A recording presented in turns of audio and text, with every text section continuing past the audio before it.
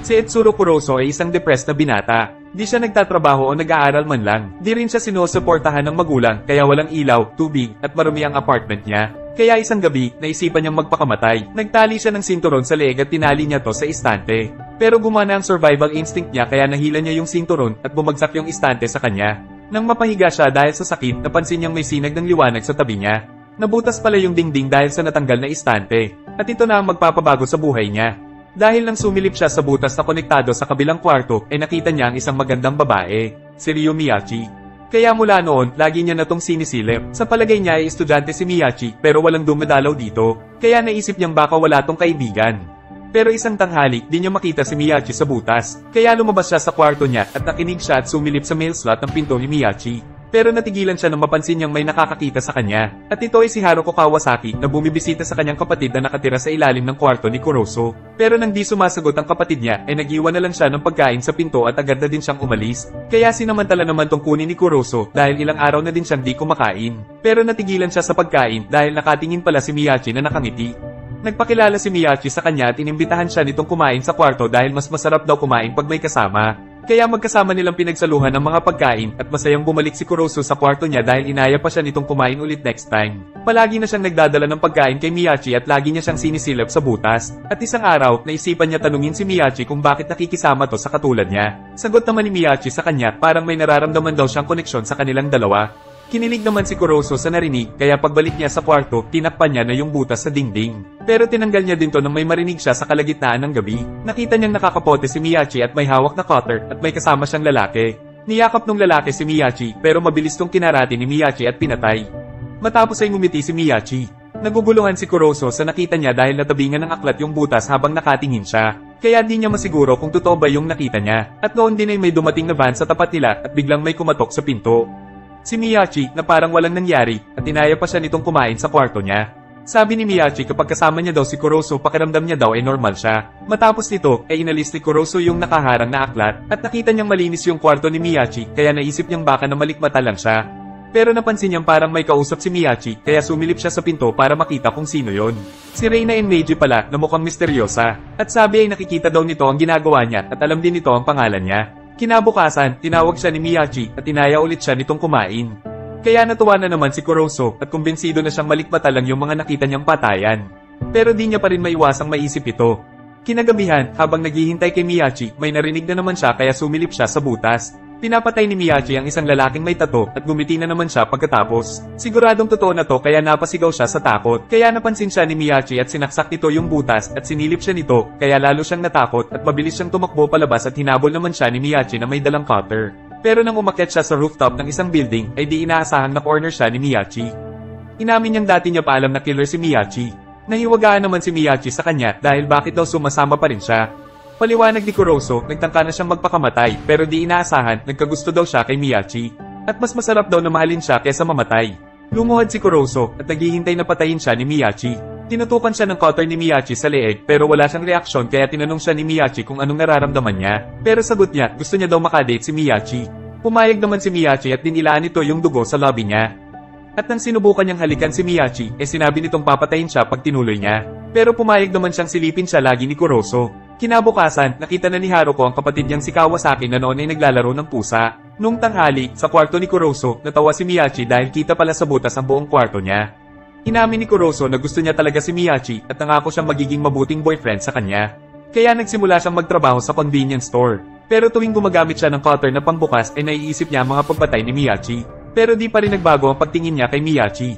Patuloy pa rin silang nag-uusap at nagkukwentuhan. Inaya siyang makipag-date ni Miyachi kinabukasan pero di siya sanay makisama sa ibang tao. Pero bigla siyang naging ganado nang ipakilala siyang boyfriend ni Miyachi. At habang kumakain silang dalawa, sinabi ni Kuroso na gusto niya ulit mag-aral upang maging karapat-dapat kay Miyachi dahil gusto niyang makasama si Miyachi habang buhay. Kaya kinilig si Miyachi dahil may lalaki palang gagawa ng ganun para sa isang mamamatay tao na tulad niya. Pagkatapos ng klase, inaya siya ni Miyachi na maglakad. Pero bigla tong nagsuot ng kapote matapos ay pinatay nito ang isang babae. Mula noon, lagi na silang lumalabas na magkasama at pumapatay si Miyachi habang magkasama sila. Na tila kakaibang uri ng pagmamahalan. Natanong ni Kuroso kung trip lang daw ba ang pagpatay niya. Sabi naman ni Miyachi ay hindi daw. Mga masama lang daw at kriminal ang pinapatay niya. Kaya naisip ni Kuroso ni makipagtulungan kay Miyachi. At ang nakakapagtaka, walang lumalabas sa dyaryo sa mga pinapatay niya. Isang tanghali, napansin niya si Kawasaki na nilalaro ang isang pusa. Kasunod ay kumain sila ng popsicle ni Miyachi. Kaya lalong natuwa si Miyachi sa kanya dahil nagdala siya ng pagkain na pagsasaluhan nila. Naging makulay na ang buhay ni Kuroso. May kuryente na ang apartment niya at nakabili na din siya ng bagong cellphone. At isang araw, habang nasa trabaho bilang cashier, dumating si Haruko para bumili ng pagkain. At nilibre na lang to ni Kuroso sa kanya dahil nakonsensya siya sa pagkuha ng pagkain nung nakaraan. At kinagabihan, pag uwi niya sa apartment, nakita niya yung message ni Miyachi na nagpapahintay sa kanya. Makalipas ang ilang oras, sumilap ulit siya sa butas at nakita niyang nakagapo si Kawasaki. Inawat niya si Miyachi na patayin to, pero pinatahimik lang siya ni Miyachi at tuluyan nitong pinatay si Kawasaki. Matapos nito, dumating si Reina at nilinis ng mga tao niya yung kwarto. Kaya pala di nababalita yung mga pinapatay ni Miyachi. Pinuntahan niya si Miyachi para kumprontahin. Sabi ni Reina mahusay na killer si Miyachi dahil malinis siyang pumatay at binibili sa kanila ang mga patay na katawan. Pero di pa rin malinaw kung bakit niya pinatay si Kawasaki kaya dinala siya ni Reina sa apartment nito. At doon ay natuklasan niya ang lihim ni Kawasaki. Tino-torture pala nito ang mga nakukuhang pusa. Kinabukasan, pumatok si Miyachi pero di niya to pinansin. Kaya dumaan si Miyachi sa bintana para makapasok. Sabi ni Kuroso masama daw ang pakiramdam niya kaya tinabihan siya ni Miyachi para i-comfort. Sinabi niya kay Miyachi na mali ang pumatay dahil merong batas. Pero kahit daw ang matataas na tao ay pumapatay at wala naman daw talaga sumusunod sa batas. Kaya kung tutusin daw ay walang kwenta ang batas. Ayaw na daw makakita ni Kuroso ng patayan kaya nagtampo si Miyachi at umalis.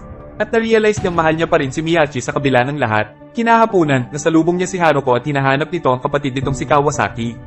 Pero nakatingin pala at nagsaselo si Miyachi. Nang nalaman ni Miyachi na kapatid siya ni Kawasaki ay inaya siya nitong maghintay sa apartment. Pero dahil sa takot ay pinalis siya ni Kuroso dahil baka kung anong gawin sa kanya ni Miyachi. Natatakot daw si Kuroso na baka malaman ni Haruko ang totoong nangyari kay Kawasaki. Pero di daw mangyayari yon dahil malinis ang pagkawala ni Kawasaki. At dahil daw mabait na tao si Haruko ay nangako si Miyachi na di niya to papatayin. Makalipas ng ilang araw, nag-message si Haruko. Nakikipagkita siya para pag-usapan si Kawasaki. Pero habang naglalakad at nag-iisip si Kuroso, kinuha siya ng isang itim na van kung saan naroon si Reina. Binantaan siya nitong magpakatino kay Miyachi dahil kung hindi ay malalagot siya kay Reina. Wala man daw kwenta ang buhay ni Kuroso, magkakaroon ng halaga ang katawan niya pagpatay na siya. Tapos nito, natuloy siyang makipagkita kay Haruko. Desperado daw siyang makamusta ang kapatid niya kaya nagpapasama siya kay Kuroso na kausapin yung landlord ng apartment. At upang hindi magduda si Haruko, ay sinamahan niya to na buksan ng kwarto ni Kawasaki. Pero pagpasok ay nagulat siya sa ganda ng loob nito dahil nilinis na to ni Reina at inalis yung mga gamit na pang-torture ng pusa. Nandun din yung peking ticket ng eroplano para palabasing ng ibang bansa lang si Kawasaki. Kaya nawala na ang pag-aalala ni Haruko at nagpasalamat siya sa pagtulong ni Kuroso sa kanya. At handa daw tumulong si Kuroso anumang oras. Sinabi naman ni Haruko na baka magselo si Miyachi pero sabi ni Kuroso kailan lang daw naging sila kaya hindi niya pa to ganong kilala. At nang pauwi na siya ay nakita niya si Miyachi na kaakbay ang isang lalaki pero hindi umaangal si Miyachi. Kaya nang magkasama na sila ay tinanong niya si Miyachi tungkol dito. Pero sabi ni Miyachi, ganun din naman daw sila ni Haruko. Pero gusto niya lang daw protektahan si Miyachi tapos ay niyakap niya si Miyachi ng mahigpit. Pero nagalit si Miyachi nang sinubukan niya tong halikan. Nung kinagabihan din na yon, ay pumunta si Miyachi sa lugar ng mga gangster para tanggihan ang offer na magtrabaho siya sa kanila bilang personal killer. Pero nagbanta yung leader na alam niyang si Miyachi ang pumatay sa isang member nila kaya papatayin daw nila si Kuroso pag tumanggi siya. Kaya kinabukasan, sinundo niya si Kuroso para samahang umuwi dahil iniisip niyang papatayin to nung gang.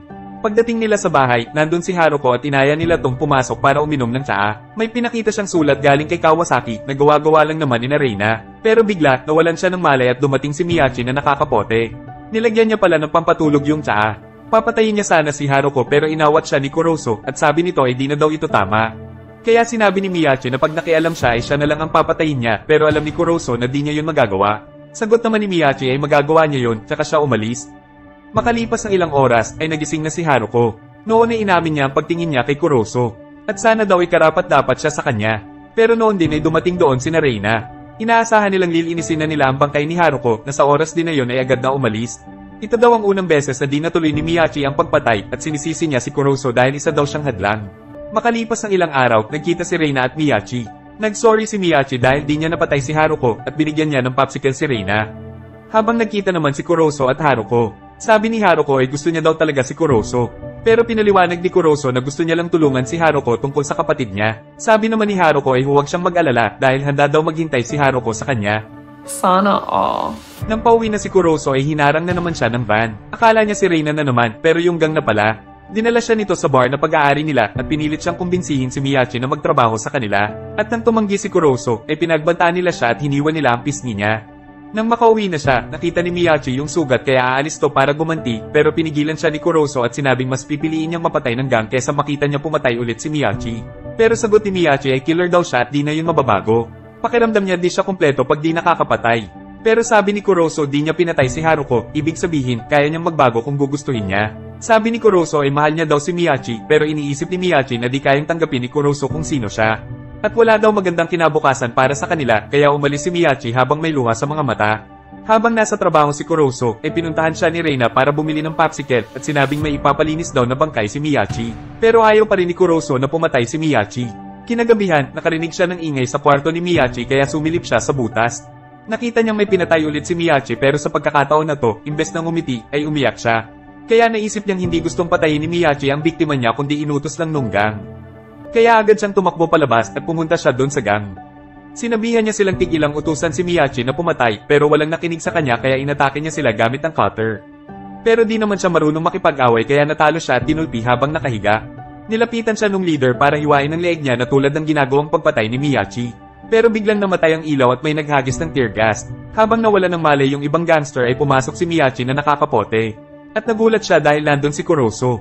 At nang nakita niya yung mga sugat ni Kuroso ay lalo siyang nagalit kaya gumamit siya ng dalawang cutter. At walang alinlangan niyang pinatay yung mga gangster. Lumaban yung mga gangster sa kanya pero mahusay makipaglaban si Miyachi. Nagawang alisin ng leader yung hawak niyang cutter pero dahil sa mabilis at mahusay na paggalaw ay napatay niya yung leader gamit ang sarili nitong espada at hiniwan niya pa sa leeg. Tapos ay pinaupo niya si Kuroso sa sofa at pinaliwanag niyang yung huling pinatay niya pala ay member ng gang. At kaya di siya nung ngumiti ay dahil pakiramdam niya ay di na siya masaya sa ginagawa niya. Pero di daw ibig sabihin nun ay di na siya papatay. Sinabi ni Kuroso na mahal niya si Miyachi at sinabi ni Miyachi na mahal niya din si Kuroso. Kaya sa wakas ay naghalikan na sila pero sinaksak na pala siya ng cutter ni Miyachi. Matagal niya na daw gustong pumatay ng taong mahal niya at ngayon alam niya nang di pala to maganda sa pakiramdam. Kaya natuwa naman si Kuroso sa sinabi niya. At bago mawala ng malay ay narinig niyang nag-I love you sa kanya si Miyachi. Makalipas ang ilang linggo ay may dalang sweet case si Miyachi habang nakasunod sa kanya si Kuroso nang nakasaklay. At sabi ni Reina kay Kuroso, hindi porket alis na sila ni Miyachi ay di niya na sila mamanmanan. Habang palis, sabi ni Miyachi ay di na siya papatay pero darating ang oras na papatayin niya si Kuroso. Pumayag si Kuroso dahil para daw sa kanya ang buhay niya. At biglang naalala ni Miyachi na di pa pala nila alam ang totoong pangalan ng isa't isa kaya nagpakilala silang dalawa sa isa't isa. Kung nagustuhan mo ang recap na ito ay huwag mo kalimutan mag-like at subscribe. Subukan mo rin panoorin ang iba pang video sa channel na to. Salamat po sa panonood.